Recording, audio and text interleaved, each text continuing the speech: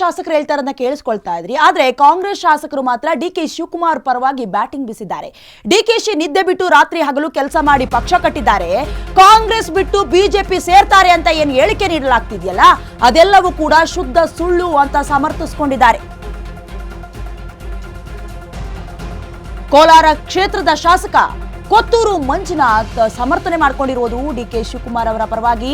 DK Shivakumar ನಾಯಕತ್ವದಲ್ಲಿ ಸರ್ಕಾರವನ್ನ ರಚಿಸಿದ್ದೇವೆ. ಹಿರಿಯರಾದ ಸಿದ್ದರಾಮಯ್ಯನವರು ಮುಖ್ಯಮಂತ್ರಿಯಾಗಿದ್ದಾರೆ. ಕೋಲಾರ ಜಿಲ್ಲೆಯಲ್ಲಿ ಶಾಸಕ ಕೊತ್ತೂರು ಮಂಜುನಾಥ್ ಹೇಳಿಕೆಯನ್ನ ನೀಡಿರೋದು.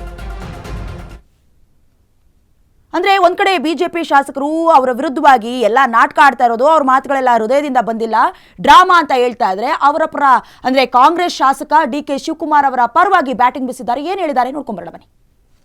ಅವ್ರ ಪಕ್ಷ ಪಾರ್ಟಿ ಬಿಟ್ಟು ಹೋಗ್ತಾರೆ, ಬಿಜೆಪಿ ಬಿಟ್ಟು ಹೋಗ್ತಾರೆ ಅನ್ನೋ ಮನುಷ್ಯ ಅಲ್ಲ ಅವರು.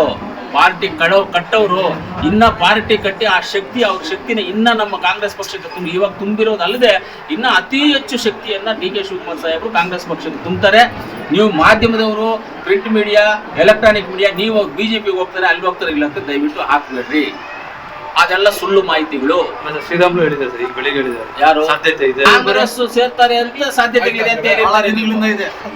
ಶ್ರೀರಾಮುಲು ಕಾಂಗ್ರೆಸ್ ಸೇರ್ತಾರೆ ಅಂದ್ಬಿಟ್ಟು ಇಷ್ಟು ದಿವಸ ನೀವೇ ಹೊಡೆದ್ರಲ್ಲ ಟಿವಿಗಳಲ್ಲಿ, ಸೇರಿದ್ರ ಕಾಂಗ್ರೆಸ್ ಅವರು?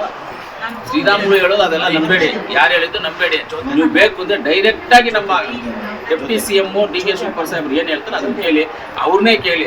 ಅವ್ರ ಪಕ್ಷ ಕಟ್ಟಿರೋರು ರಾತ್ರಿ ನಿದ್ದೆ ಇಲ್ಲದೆ ಪಕ್ಷ ಕಟ್ಟಿದ್ರೆ, ನಿದ್ದೆ ಹೋಗಿಲ್ಲ ಅವರು, ಬರೀ ಕಾರುಗಳಲ್ಲೇ ನಿದ್ದೆ ಹೊಡ್ಕೊಂಡಿಟ್ಬಿಟ್ಟವ್ರೆ.